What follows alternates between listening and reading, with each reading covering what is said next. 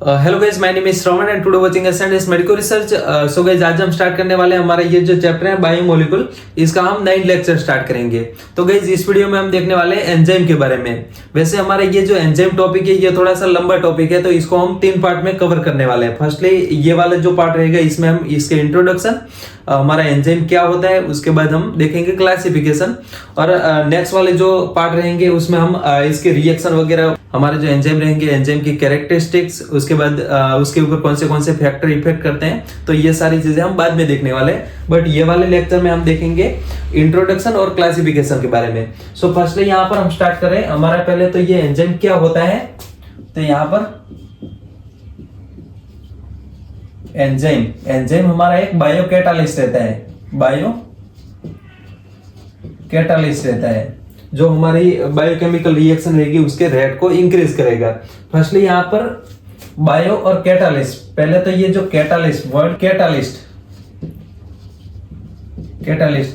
का मीनिंग क्या होता है, तो आपने इनऑर्गेनिक केमिस्ट्री में देखा होगा कई सारी रिएक्शन रहेगी, इसके रेट को इंक्रीज करने के लिए एक कोई सब्सटेंस का यूज किया जाता है, तो इसको हम कैटालिस्ट बोलेंगे। जैसे कि यहाँ पर कोई एक रिएक्शन है, यहाँ पर कोई एक रिएक्शन है जैसे कि A प्लस बी, और ये कन्वर्ट होता है C में। तो हमारी ये जो रिएक्शन है, अगर रिएक्शन में यहाँ पर कैटालिस्ट नहीं यूज किया जाता है, यहाँ पर अगर कैटालिस्ट का यूज नहीं करते हैं तो हमारी ये रिएक्शन होगी वो स्लो होगी, ये रिएक्शन स्लो होगी, यानी कि इसकी स्पीड कम रहेगी। बट यहाँ पर अगर कैटालिस्ट का यूज करते हैं जैसे कि A प्लस बी और ये C में कन्वर्ट हो रहा है, तो यहाँ पर कैटालिस्ट का यूज करते हैं, यहाँ पर कैटालिस्ट का यूज करते हैं, जैसे कि कैटालिस्ट D है। तो ये कैटालिस्ट D, इसका काम क्या है, इसका काम हमारी जो ये केमिकल रिएक्शन है, केमिकल रिएक्शन में इसके रेट को इंक्रीज करना है, रेट को इंक्रीज करना है।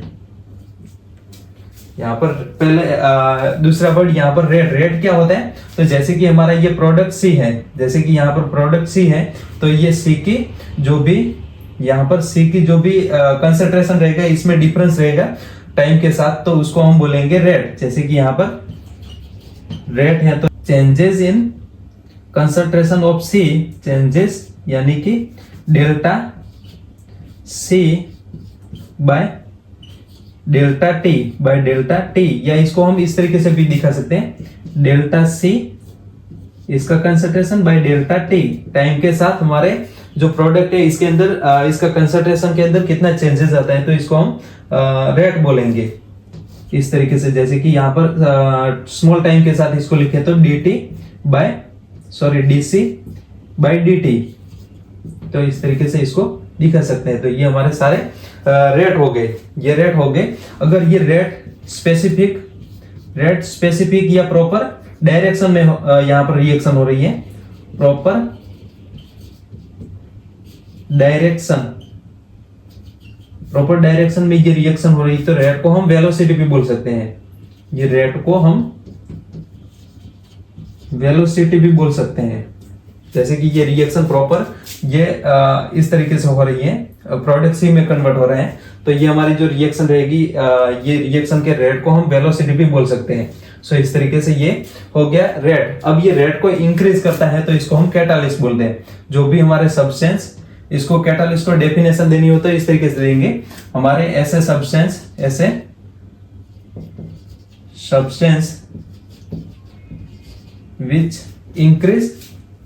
which are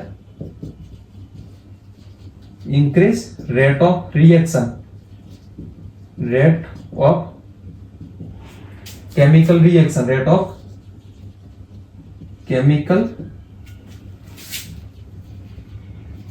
reaction, but not utilize themselves,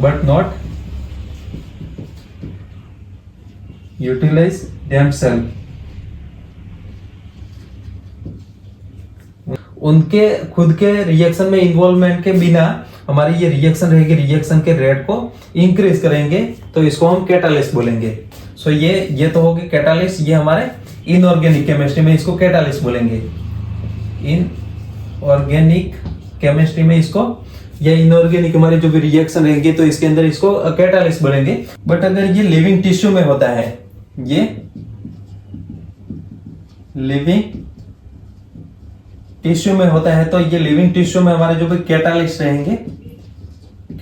रहेंगे, तो इसको हम बोलेंगे एंजाइम। कैटालिस्ट को हम बोलेंगे एंजाइम। क्या बोलेंगे? एंजाइम बोलेंगे। ये एंजाइम हमारी जो भी बायोकेमिकल रिएक्शन रहती है, यहाँ पर हमारी जो भी बायोकेमिकल रिएक्शन रहती है, यानी कि हमारी मेटाबॉलिक रिएक्शन रहती है, या मेटाबॉलिक रिएक्शन रहती है, इसके रेट को इंक्रीज करेगा। इसके रेट को अगर इंक्रीज करेगा तो इसको हम बोलेंगे एंजाइम। इसको क्या बोलेंगे? इसको हम बोलेंगे एंजाइम। हमारे बायोकेमिकल रिएक्शन के रेट को इंक्रीज करेगा तो इसको हम एंजाइम बोलेंगे। जैसे कि यहां पर इसका एक एग्जांपल है, कार्बनिक एनहाइड्रेस एंजाइम।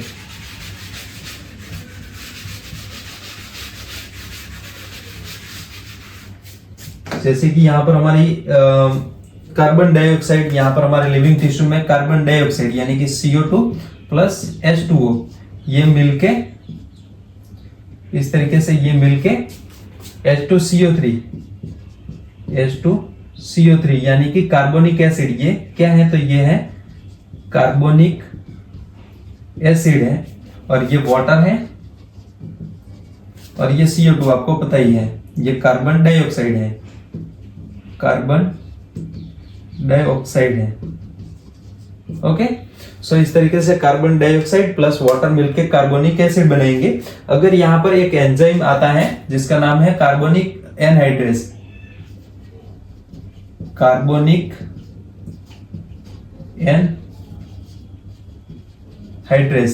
अगर ये एंजाइम यहां पर नहीं यूज होता है, जैसे कि ये रिएक्शन में अगर एंजाइम नहीं यूज होता है, यहां पर दो कंडीशन है। एक ऐसी कंडीशन जिसमें एंजाइम को हम यूज नहीं करते हैं, यहां पर कार्बनिक एनहाइड्रेस, इसको हम यूज नहीं करते हैं, तो इस कंडीशन में हमारी ये जो रिएक्शन रहेगी, ये रिएक्शन स्लो होगी, ये रिएक्शन वेरी स्लो रहेगी। और इसमें जैसे कि यहाँ पर 1 घंटे में ओनली 200 मॉलिक्यूल ही मिलेंगे। यहाँ पर ये अगर नहीं यूज करेंगे तो ओनली 200 मॉलिक्यूल्स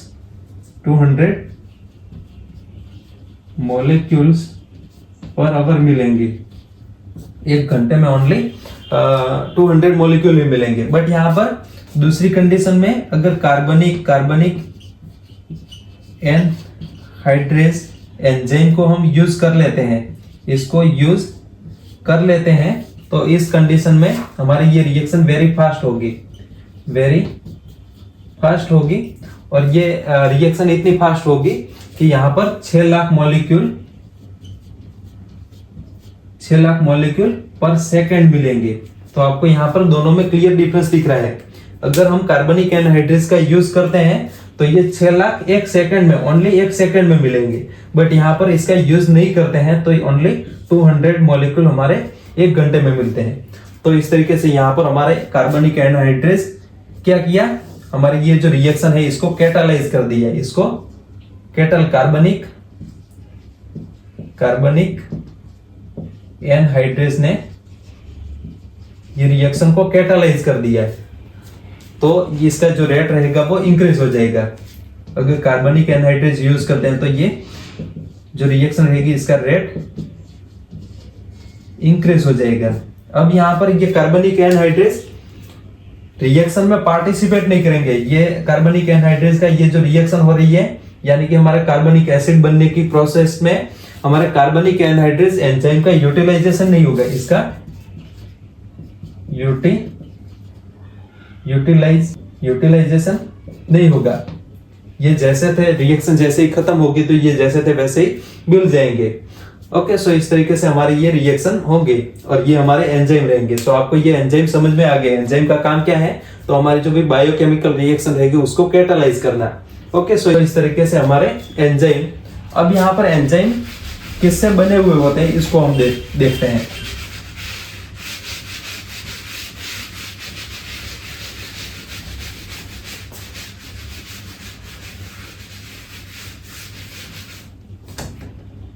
वैसे हम देखने जाए तो हमारे जो सारे एंजाइम रहते हैं वो प्रोटीन के बने हुए थे। किससे बने हुए थे? हमारे जो सारे एंजाइम रहते हैं, all enzyme are made up of protein. किससे बने हुए होते हैं? तो प्रोटीन से। हमारे जो सारे एंजाइम रहेंगे वो प्रोटीन से मिलकर बनते हैं। बट यहां पर इसमें कुछ एक्सेप्शन रहेगा, जैसे कि हमारे कुछ न्यूक्लिक एसिड रहेंगे वो एंजाइम के लाइक बिहेव करेंगे, तो इसको हम रिबोजाइम बोलेंगे। हमारे कुछ ऐसे एंजाइम रहेंगे जो हमारे कुछ ऐसे आरएनएस रहेंगे जो कुछ ऐसे रिएक्शन रहेगी इसको कैटालाइज करेंगे, तो इसको हम रिबोजाइम बोलेंगे। यहां पर हमारे कुछ ऐसे न्यूक्लिक एसिड रहते हैं, ये न्यूक्लिक एसिड बिहेव लाइक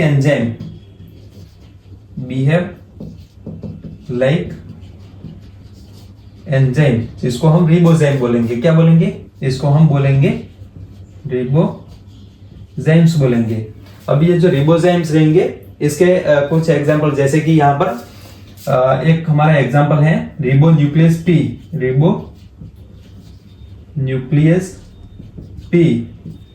एक रिबोजाइम। दूसरा पेप्टिडाइल ट्रांसफरेज,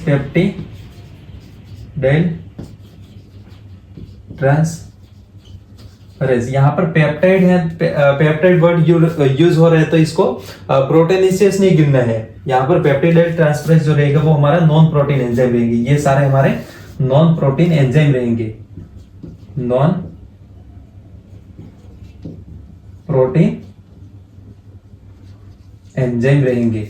बाकी सारे हमारे जो एंजाइम रहेंगे, जैसे कि यहाँ पर हम कुछ एग्जांपल की बात करें तो जैसे कि एमाइलेज है, लाइपेज है, उसके बाद साइटोक्रोम ऑक्सीडेज, कई सारे एग्जांपल ले सकते हैं। हमारी बॉडी में बहुत सारे एंजाइम देखने को मिलते हैं। सो इस तरीके से यहाँ पर हमारे ये जो सारे एंजाइम रहेंगे वो प्रोटीन के, बट यहाँ पर कुछ जो आरएनएज रहेंगे, यहाँ पर न्यूक्लिक एसिड यानी कि इसमें कुछ आरएनएज रहेंगे जो हमारे बिहेव लाइक एंजाइम के लाइक बिहेव करते हैं और कुछ रिएक्शन को कैटालाइज करेंगे, तो इसको हम बोलेंगे रिबोजाइम्स। यहाँ पर ये आपको याद रखना है, ये रिबोजाइम कहलाता है। सो इस तरीके से हमारे ये हो गए रिबोजाइम्स। सो ये हो गया हमारे एंजाइम किससे बने हुए होते हैं, तो ये प्रोटीन से। बट इसके बाद हम देखते हैं हमारे जो एंजाइम रहेंगे इसका स्ट्रक्चर क्या रहेगा। तो स्ट्रक्चर की हम बात करें तो जिस तरह से हमने प्रोटीन में देखा था, प्रोटीन जो रहेगा इसमें हमने 3 स्ट्रक्चर देखे थे। एक हमारा प्राइमरी स्ट्रक्चर, दूसरा हमारा सेकेंडरी स्ट्रक्चर, तीसरा हमारा टर्टरी स्ट्रक्चर,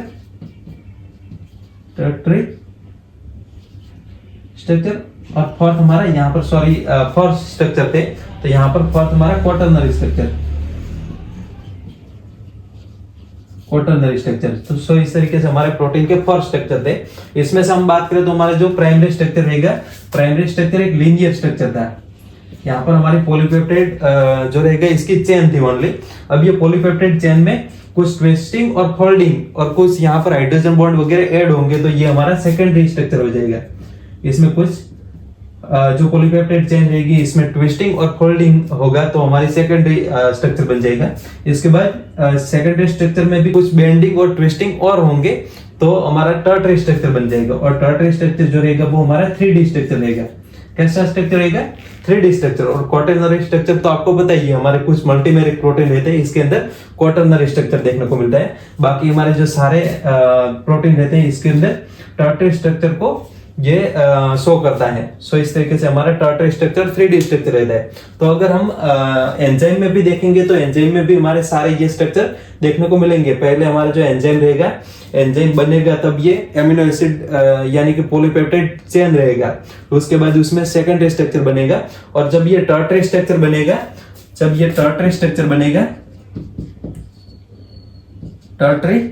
बनेगा, यानी कि 3D स्ट्रक्चर बनेगा, तो ये 3D स्ट्रक्चर में यहाँ पर कुछ फ्यूरोस एंड नोच देखने को मिलते हैं। इसमें कुछ फ्यूरो एंड नोच देखने को मिलती है, या इसको हम क्रेविस बोलेंगे।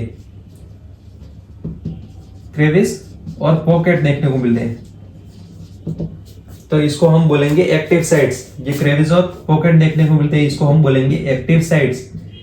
एक्टिव साइट्स बोलेंगे। यहाँ पर एक्टिव साइट्स, जैसे कि यहाँ पर कोई एक प्रोटीन है, ये इसका 3D स्ट्रक्चर है और ये इस तरीके से हमारा ये प्रोटीन है, तो ये प्रोटीन के ऊपर इस तरीके से ये जो फ्यूरो या नॉच आपको देखने को मिल रही है या ये क्रेविस देखने को मिल रही है, तो इसको हम बोलेंगे ये हमारा एक्टिव साइट्स है, ये हमारा एक्टिव साइट्स है। और यहाँ पर इस तरीके से बाइंडिंग एजेंट रहते हैं। और ये एक्टिव साइट्स का काम क्या है, तो हमारे जो भी सबस्टेंस रहेंगे, जैसे कि यहाँ पर कोई एक सब्सटेंस है जिसका डाइजेशन होना है, तो ये सब्सटेंस जो रहेगा, ये सब्सटेंस यहाँ पर हमारे एक्टिव साइट के अंदर फिट होगा। सो एक्टिव साइट का काम क्या है, तो एक्टिव साइट में हमारे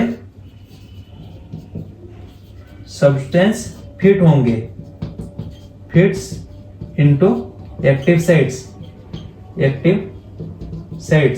एक्टिव साइट्स में हमारे सब्सटेंस फिट होंगे। ये फिट किस तरीके से होंगे, तो आपको यहाँ पर दिख रहा है, जैसे कि यहाँ पर ये हमारा सब्सटेंस है, तो ये इस तरीके से इसके ये जो एक्टिव साइट है इसके अंदर इस तरीके से ये जाके फिट हो जाएगा। और इसके बाद इसमें जो भी कंफर्मेशनल चेंजेस वगैरह आने हैं वो होंगे। कंफर्मेशनल चेंजेस यानी कि इसके अंदर इसकी जो संरचना है इसमें कुछ चेंजेस होंगे। सो इस तरीके से हमारा ये जो आगे हम वैसे देखने वाले हैं, बट ये जो हमारा कॉम्प्लेक्स बना है इसको हम ES कॉम्प्लेक्स बोलेंगे। ES कॉम्प्लेक्स, ये हम प्रोटीन किस तरीके से काम करता है वो वाले लेक्चर में इसको हम देखने वाले हैं, बट यहाँ पर ES कॉम्प्लेक्स और इसके बाद ES कॉम्प्लेक्स EP कॉम्प्लेक्स में कन्वर्ट होगा। EP कॉम्प्लेक्स में ES कॉम्प्लेक्स यानी कि एंजाइम सबस्ट्रेट कॉम्प्लेक्स, ये हमारा एंजाइम है और ये हमारा सबस्ट्रेट है, तो ये एंजाइम सबस्ट्रेट कॉम्प्लेक्स हो गया। और EP कॉम्प्लेक्स ये इसमें कुछ कंफर्मेशन चेंजेस वगैरह होंगे, तो ये EP कॉम्प्लेक्स हो जाएगा, यानी कि एंजाइम प्रोडक्ट कॉम्प्लेक्स। और इसके बाद ये दोनों सेपरेट हो जाएंगे, जैसे कि ये हमारा जो प्रोडक्ट, ये अब सबस्टेंस जो रहेगा वो प्रोडक्ट हो गया, इस तरीके से ये प्रोडक्ट हो गया। और हमारा एंजाइम जो रहेगा वो रिएक्शन के बाद ऐसा का ऐसा वापस मिलेगा, एज इट इज वापस मिलेगा, एज इट इज ये वापस मिलेगा। इसमें कोई भी यहाँ पर इसमें यूटिलाइजेशन, रिएक्शन में इसका यूटिलाइजेशन नहीं होगा। In reaction not utilize, in reaction not utilize of enzymes. So इस तरीके से इसका कोई भी रिएक्शन में यूटिलाइजेशन नहीं होता है और रिएक्शन के बाद ये ऐसा का ऐसा वापस मिलेगा। और हमारे ये एंजाइम जब बनते हैं, जैसे कि हमने देखा, ये हमारा एंजाइम, जैसे कि हमारा प्राइमरी स्ट्रक्चर, सेकेंडरी स्ट्रक्चर और टर्टरी स्ट्रक्चर के बाद ये एंजाइम बन गया, तो ये एंजाइम जब बनेगा तो फर्स्टली ये इनएक्टिव स्टेट में रहेगा। फर्स्टली ये इनएक्टिव स्टेट में रहेगा। ये इनएक्टिव स्टेट को हम क्या बोलेंगे, इसको प्रो एंजाइम, इसको हम प्रो एंजाइम, या इसको हम बोलेंगे जाइमोजेंस बोलेंगे। ये आपको एग्जाम में पूछा जा सकता है। हमारे कुछ एंजाइम ऐसे रहेंगे जो कि इनएक्टिव स्टेट में रहेंगे स्टार्टिंग में, जिसको हम प्रो एंजाइम या जाइमोजेंस बोलेंगे। बट यहाँ पर इसको एक्टिव स्टेट में लाया जाता है, बट जब जरूरत होगी तब इसको एक्टिव स्टेट में लाया जाता है। और ये एक्टिव स्टेट में लाने के लिए कुछ सब्सटेंस यहाँ पर चाहिए, जैसे कि यहाँ पर लो पीएच टेम्परेचर यहाँ पर इसको इफेक्ट करेगा। कुछ सब्सटेंस रहेंगे वो भी यहाँ पर इसको इसके ऊपर काम करके इसको एक्टिव स्टेट में लाएंगे। जैसे कि यहाँ पर हम पेप्सिनोजेन की बात करें, पेप्सिनोजेन हमारा एंजाइम, हमारा एक प्रो एंजाइम है। पेप्सिनोजेन एक हमारा प्रो एंजाइम है। अब इसको प्रो एंजाइम को एक्टिव कर देना है, ये इनएक्टिव स्टेट में है। अब इसको एक्टिव करना है तो यहाँ पर इसको लो पीएच रखनी पड़ेगी। और ये हमारे जो स्टमक रहता है, स्टमक के अंदर HCl करता है। HCl जो एसिड रहता है ये हमारे लो पीएच मेंटेन करता है, और ये लो पीएच के कारण ये पेप्सिन में कन्वर्ट होता है। ये एक्टिव पेप्सिन में कन्वर्ट होगा। अब ये पेप्सिन जो रहेगा वो आगे जो भी प्रोटीन वगैरह रहेगा इसका डाइजेशन कर पाएगा। तो इस तरीके से हमारे पेप्सिन, तो इस तरीके से ये हो गया हमारे प्रो एंजाइम, जो कि इनएक्टिव हमारे एंजाइम रहते हैं। बट इसको एक्टिव करने के लिए, यहाँ पर एंजाइम में कन्वर्ट करने के लिए इसमें कुछ कंडीशन अप्लाई करनी पड़ती है, जैसे कि लो पीएच है, टेम्परेचर है, कुछ सब्सटेंस इसके ऊपर काम करते हैं, तो ये एक्टिव स्टेट में आ जाएंगे। सो इस तरीके से ये हो गया हमारा जो एंजाइम रहेगा इसका स्ट्रक्चर। इसके बाद इसकी क्लासिफिकेशन देखते हैं।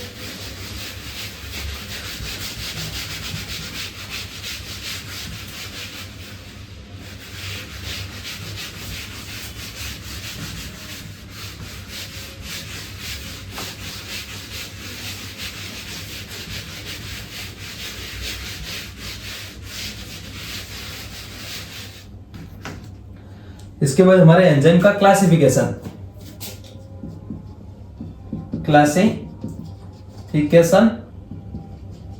Of enzyme. एंजाइम का क्लासिफिकेशन जो होगा वो इसके लिए एक यहां पर यूनियन बना था, इसको हम बोलते हैं आईयूबी यानी कि इंटरनेशनल यूनियन ऑफ बायोकेमिस्ट्री।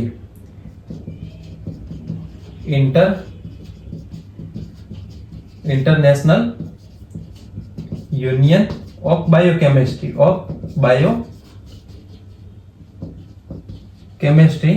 और यहां पर एक दूसरा यूनियन रहेगा, इसको हम IUBMB बोलेंगे, यानी कि इंटरनेशनल यूनियन ऑफ बायोकेमिस्ट्री और मॉलिक्यूलर बायोलॉजी।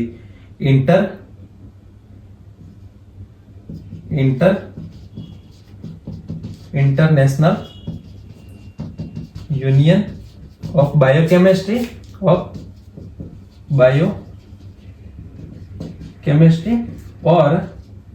एंड मॉलिक्यूलर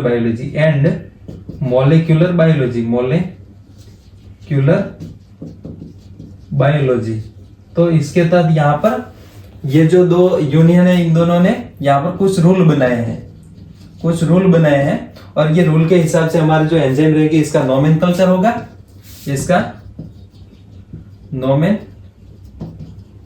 यानी कि इसको नाम दिया जाएगा और इसको क्लासिफाई किया जाएगा। क्लासिफाई यहां पर करते हैं तो इसको 6 ग्रुप में, मेन 6 ग्रुप में इसको क्लासिफाई करेंगे। इसको यहां पर हम देखने वाले हैं। ये 6 ग्रुप कौन से रहेंगे? तो फर्स्टली यहां पर हमारा फर्स्ट ग्रुप रहेगा वो ऑक्सीडो रिडक्टेज, जिसमें ऑक्सीडेशन और रिडक्शन रिएक्शन होगी। इसके बाद दूसरा हमारा ग्रुप रहेगा, इसको हम बोलेंगे ट्रांसफरेज। ये हमारे सारे एंजाइम के क्लासिफिकेशन है। दूसरा हमारा ट्रांसफरेज, उसके बाद तीसरा हमारा हाइड्रोलेज,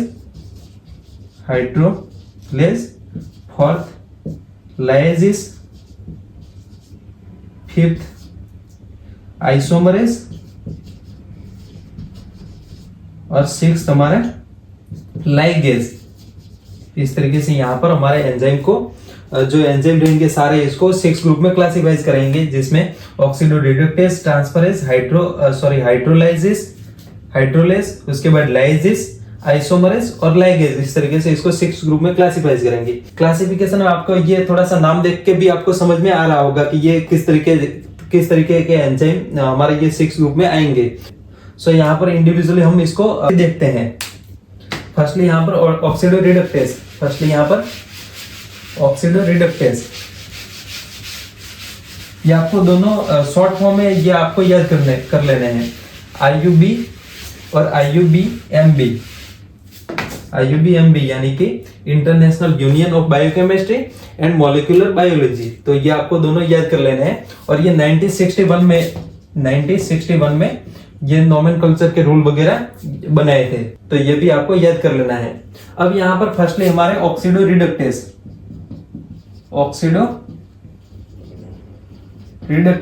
फर्स्टली हमारे ऑक्सीडो रिडक्टेज। ये ऑक्सीडो रिडक्टेज में यहाँ पर इसके नाम से ही आपको पता चल रहा होगा, इसमें रिएक्शन होगी।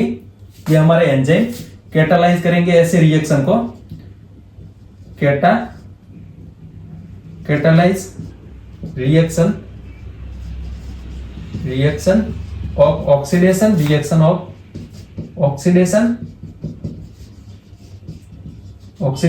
दूसरी रिडक्शन और तीसरी डिहाइड्रोजिनेशन,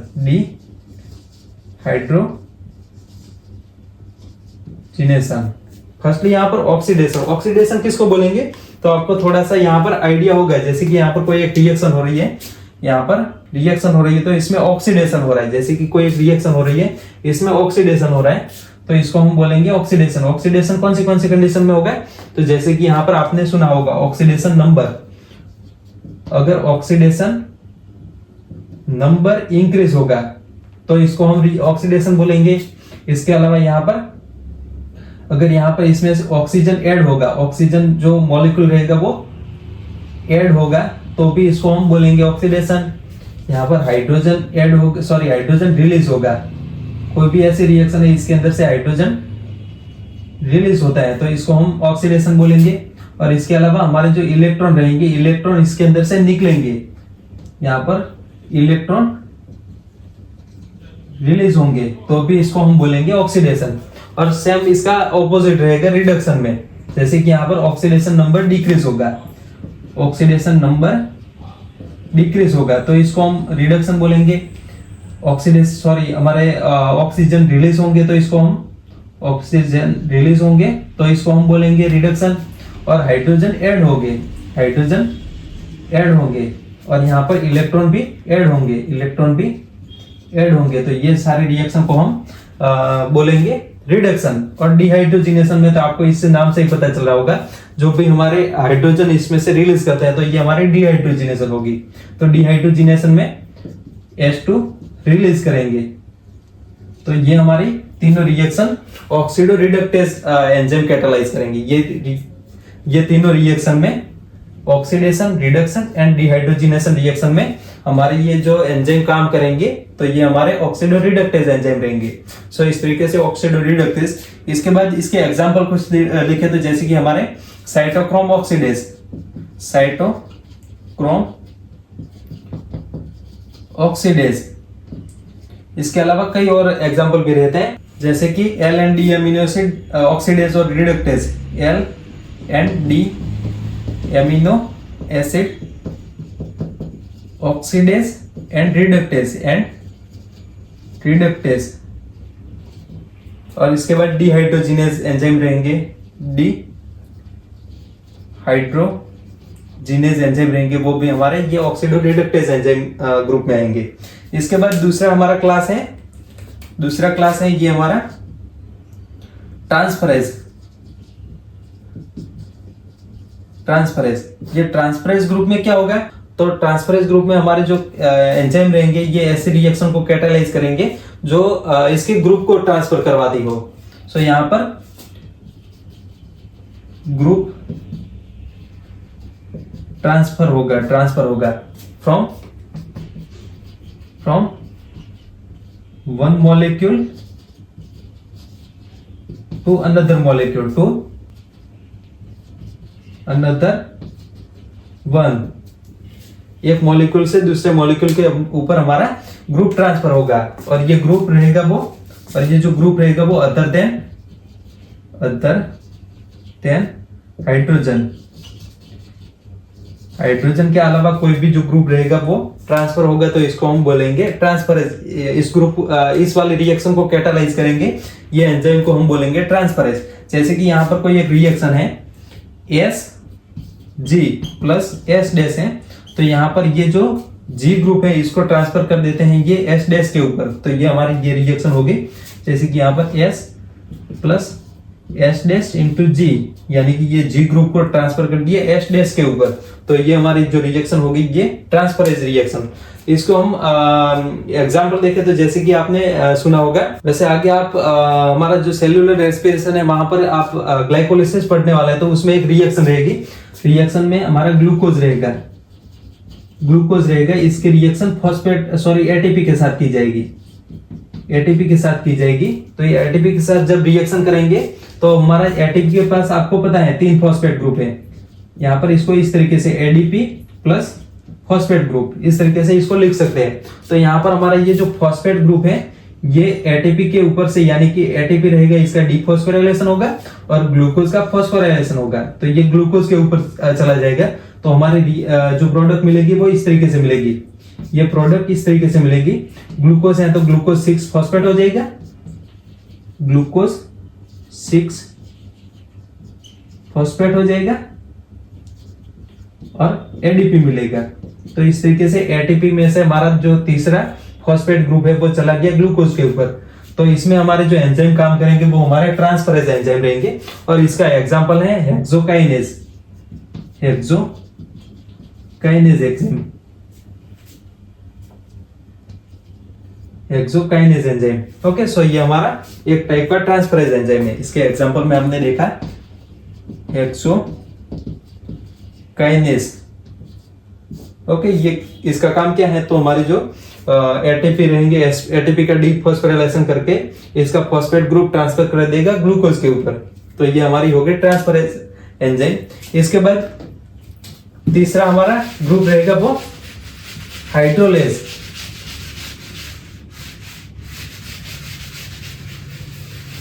तीसरा हमारा ग्रुप रहेगा वो हाइड्रोलेज।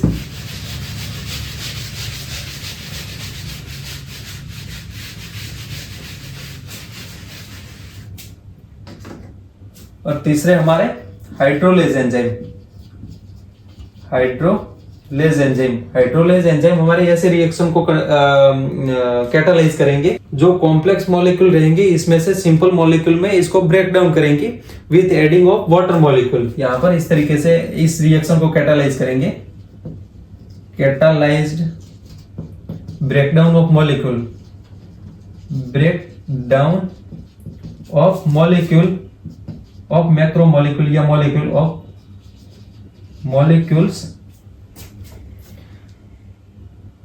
with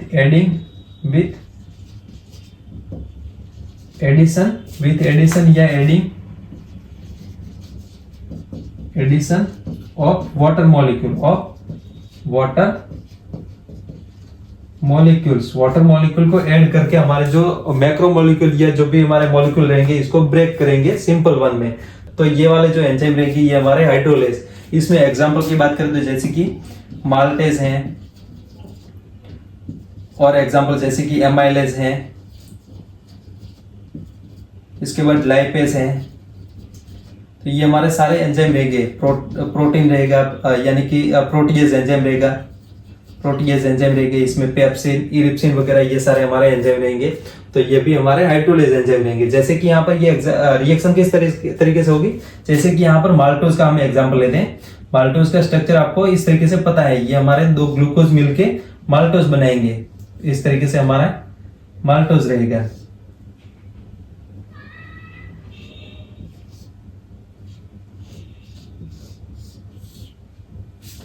यहाँ पर इस तरीके से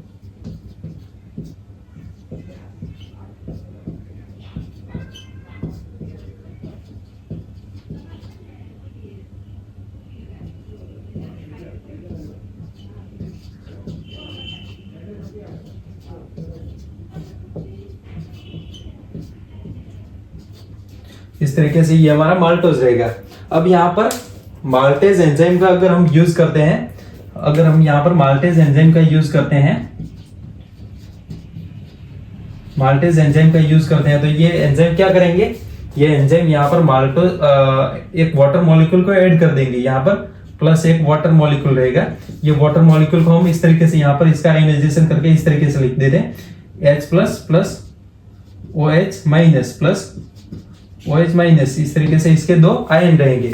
अभी आयन जो रहेंगे वो यहाँ पर ये जो ग्लाइकोसिडिक बॉन्ड, यहाँ पर बॉन्ड को भी हम लिख देते हैं हमारे जो कुछ ऐसे स्पेसिफिक बॉन्ड, जैसे कि यहाँ पर हाइड्रोलेज एंजाइम जो रहेंगे वो पेप्टाइड बॉन्ड के ऊपर काम करेंगे, पेप्टाइड बॉन्ड के ऊपर काम करेंगे, हमारे ग्लाइकोसिडिक बॉन्ड के ऊपर ग्लाइकोसिडिक बॉन्ड के ऊपर काम करेंगे। इसके अलावा हमारे एस्टर बॉन्ड है, एस्टर बॉन्ड है, इसके अलावा कई सारे बॉन्ड जैसे कि ईथर बॉन्ड है, ईथर बॉन्ड है। तो ये सारे बॉन्ड के ऊपर ये काम करेगा। और यहाँ पर क्या करेगा, जैसे कि यहाँ पर ये माल्टेज काम कर रहा है तो यहाँ पर ये बॉन्ड ब्रेक कर देगा, और यहाँ पर ये O है तो यहाँ पर ये H प्लस जो रहेगा वो यहाँ पर आके जुड़ जाएगा, और ये OH ग्रुप रहेगा वो यहाँ पर आके जुड़ जाएगा। तो इस तरीके से हमारे दो ग्लूकोज मिलेंगे। तो इस तरीके से हमारे ये दोनों ग्लूकोज मिलेंगे, इस तरीके से हमारे दो ग्लूकोज मिल जाएंगे।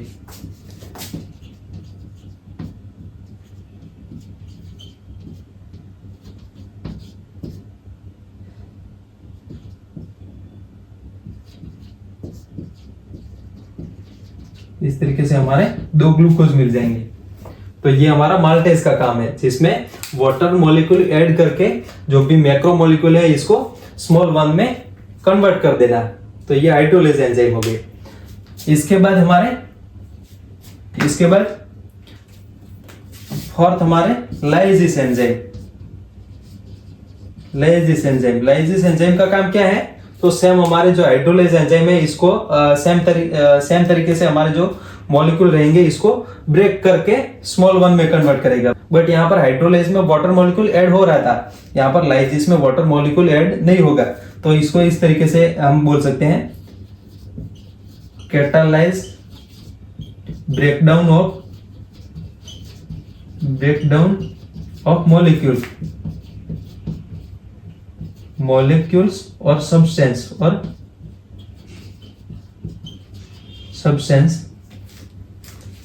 ब्रेकडाउन ऑफ मॉलिक्यूल और सब्सटेंस विदाउट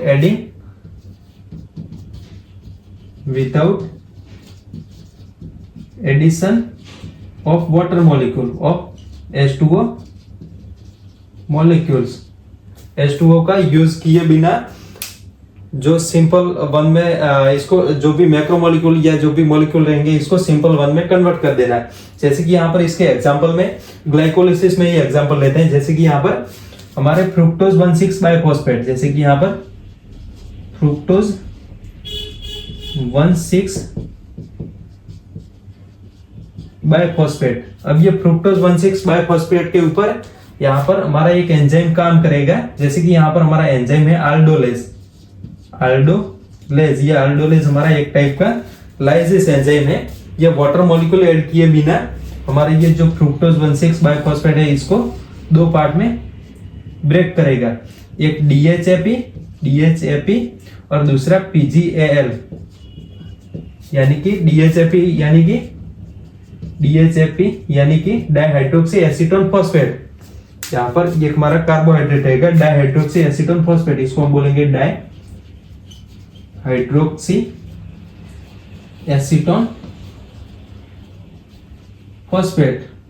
इसका स्ट्रक्चर इस तरीके से रहेगा, यहाँ पर CH2OH C double bond O और CH2O और यहाँ पर एक फॉस्फेट ग्रुप रहेगा। इस तरीके से ये हमारा फॉस्फेट ग्रुप रहेगा। तो इसको हम बोलेंगे DHAP।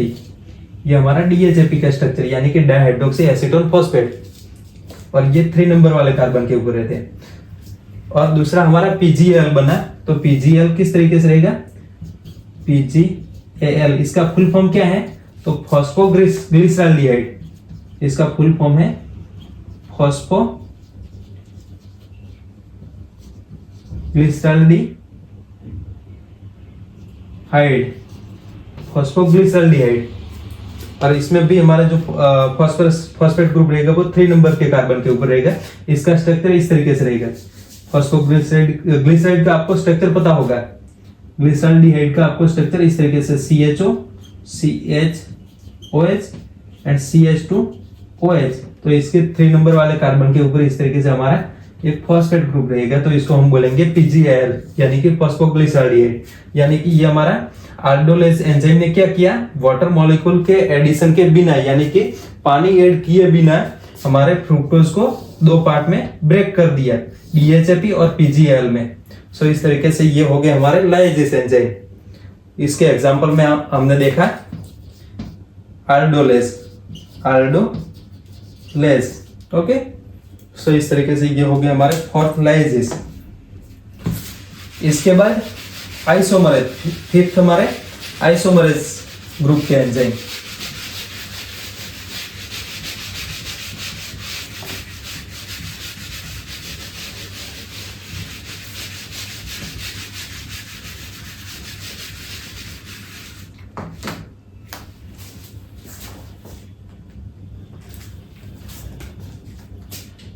फिफ्थ हमारे आइसोमरेज।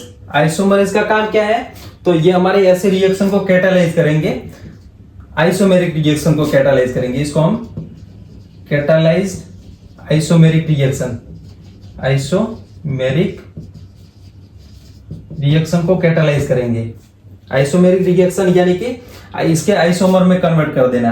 कोई एक सब्सटेंस है, जैसे कि ये सब्सटेंस है, तो इसके आइसोमर में कन्वर्ट करना है, सब्सटेंस को इसके आइसोमर में कन्वर्ट कर देना। तो ये हमारा हो गया आइसोमरेज एंजाइम। इसमें जो एंजाइम पार्टिसिपेट करेंगे ये हमारे आइसोमरेज एंजाइम रहेंगे। इसमें 3 टाइप की रिएक्शन रहेगी। एक हमारी आइसोमेरिक रिएक्शन यानी कि आइसोमरेज एंजाइम, आइसोमरेज एंजाइम, दूसरे हमारे एपिमरेज और तीसरे म्यूटेज। फर्स्टली यहाँ पर आइसोमरेज यानी कि जैसे कि कोई एक ग्लाइकोलाइसिस में हम एग्जांपल लेते हैं, जैसे कि यहाँ पर हमारा ग्लूकोज 6 फॉस्फेट है, ग्लूकोज 6 फॉस्फेट है, तो इसको ग्लूकोज 6 फॉस्फेट को कन्वर्ट कर देना फ्रुक्टोज 6 फॉस्फेट में, ग्लूकोज 6 फॉस्फेट को फ्रुक्टोज 6 फॉस्फेट में कन्वर्ट कर देना, फ्रुक्टोज 6 फॉस्फेट में कन्वर्ट करना। तो ये हमारा आइसोमरेज हो गए।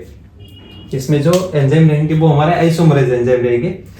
इसके बाद एपिमर, यहाँ पर एपिमरेज एंजाइम ये इसके एपिमर के ऊपर काम करता है। जैसे कि यहाँ पर आपको पता होगा, जैसे कि ग्लूकोज और गैलेक्टोज, ग्लूकोज और गैलेक्टोज ये एक दूसरे के एपिमर है। एपिमर किसको बोलेंगे, पहले ये एपिमर किसको बोलेंगे, एपिमर हमारे ऐसे 2 मॉलिक्यूल रहेंगे जिसके कोई एक स्पेसिफिक, जिसके हम स्ट्रक्चर में देखेंगे तो कोई एक स्पेसिफिक कार्बन के अराउंड इसका स्पेशल जो ओरिएंटेशन रहेगा H एंड OH का वो डिफरेंट रहेगा, तो इसको हम इसके एक दूसरे के एपिमर बोलेंगे। जैसे कि यहाँ पर ग्लूकोज के स्ट्रक्चर को हम देखें तो CHO CHOH COH H CHOH CHOH and CH2OH। और सेम इसी तरीके से गैलेक्टोज को हम देखें तो गैलेक्टोज का स्ट्रक्चर इस तरीके से रहेगा, CHO CHOH COH H COH H और CHOH एंड CH2OH। तो ये दोनों स्ट्रक्चर में आप क्लोजली इसको ऑब्जर्वेशन करो तो यहाँ पर इसको क्लोजली ऑब्जर्व करो तो यहाँ पर हमारे जो स्ट्रक्चर रहेगा वो सारा सेम है, बट यहाँ पर इसके C4 कार्बन, यहाँ पर हमारे ग्लूकोज में ये जो C4 कार्बन है, ये C4 कार्बन के अराउंड हमारे OH एंड H ग्रुप, और हमारे ये गैलेक्टोज हैं तो ये गैलेक्टोज में OH एंड H ग्रुप, इसका जो ओरिएंटेशन है या स्पेशल अरेंजमेंट है वो एक दूसरे से डिफरेंट है, एक दूसरे के वाइस वर्सा है, तो इसको हम एक दूसरे के एपिमर बोलेंगे। ये हमारे दूसरे दोनों एपिमर होंगे। तो एपिमर की डेफिनेशन देनी होगा तो इस तरीके से बोलेंगे, जैसे कि यहाँ पर हमारे H एंड OH का ओरिएंटेशन, H एंड OH का स्पेशल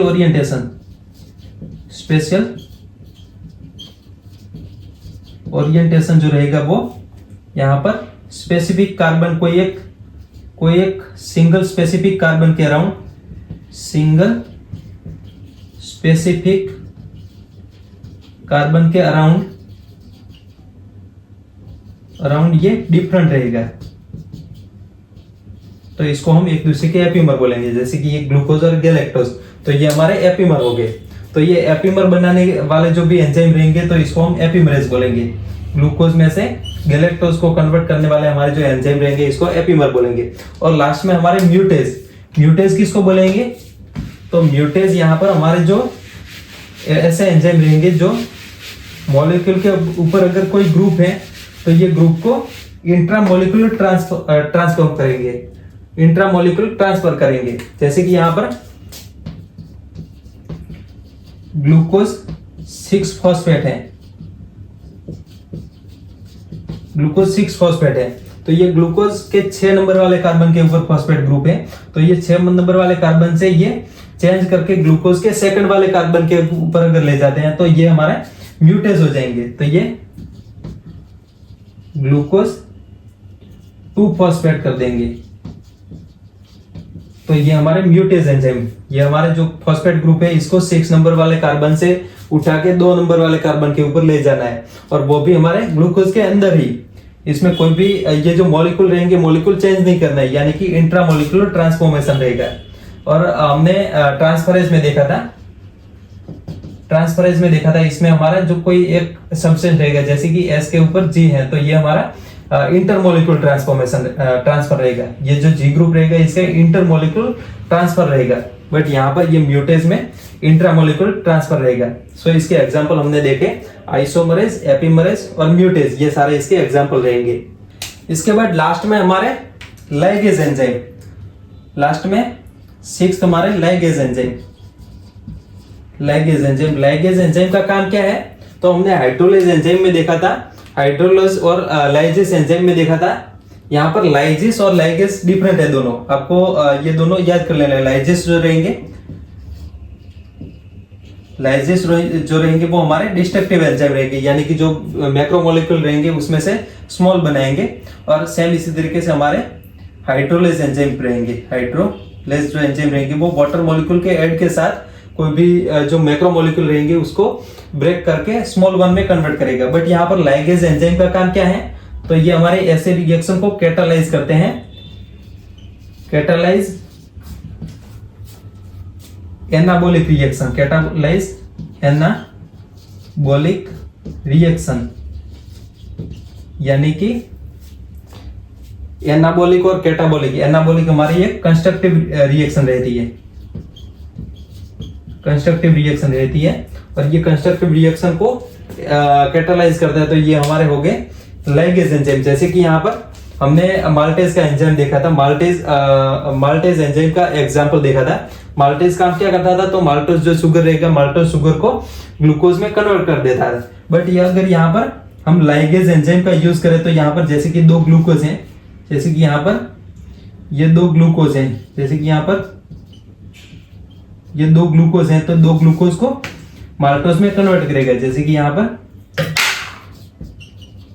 ग्लूकोज प्लस ग्लूकोज, तो ये ग्लूकोज को माल्टोज में कन्वर्ट करेगा, माल्टोज में कन्वर्ट करेगा। तो इसको एंजाइम को हम बोलेंगे लाइगेज। ये हमारे लाइगेज एंजाइम रहेंगे। लाइगेज एंजाइम का काम क्या है? तो ये 2 मॉलिक्यूल रहेंगे, इसको जोड़ने का काम करेंगे। सो यहाँ पर 2 मॉलिक्यूल को जोड़ने का काम करेंगे, 2 या 3 हो, 4 हो, सारे जो मॉलिक्यूल रहेंगे इसको जोड़ने का काम करेंगे। तो ये हमारे लाइगेज एंजाइम रहेंगे। इसके एग्जांपल में जैसे कि ग्लूटामाइन सिंथेटेज, ग्लूटामाइन सिंथेटेज और सक्सिनेट थियोकाइनेज, सक्सिनेट थियोकाइनेज, ये हमारे लाइगेज एंजाइम रहेंगे। सो आपको ये इसके एग्जांपल समझ में आ गया। अगर ये एग्जांपल आपको याद करने में दिक्कत हो रही है तो कोई दिक्कत नहीं है, अगर यहाँ पर इसको नहीं भी याद रखोगे तो भी चलेगा। ओके, सो इस तरीके से ये हमारा क्लासिफिकेशन ऑफ एंजाइम हो गई, जिसमें हमने फर्स्ट ऑक्सीडेटिव रिडक्टेज, उसके बाद ट्रांसफरेज, तीसरे हमारे हाइड्रोलेज, उसके बाद लाइजेज, उसके बाद एपिमरेज के बाद हमने देखे लाइगेज एंजाइम। सो इस तरीके से हमारे 6 ग्रुप का क्लासिफिकेशन हमने देख लिया, और आगे हमने देखे एंजाइम के इंट्रोडक्शन के बारे में। और नेक्स्ट वीडियो में हम देखने वाले हैं हमारे जो एंजाइम रहेंगे इसके कैरेक्टरिस्टिक्स और कुछ केमिकल रिएक्शन देखने वाले हैं। सो अगर आपको इसमें से कुछ भी समझ में नहीं आए तो प्लीज कमेंट में कमेंट करिए, और अगर ये वीडियो आपको पसंद आए तो please like my video, subscribe my channel and hit the bell icon. Okay, thank you guys.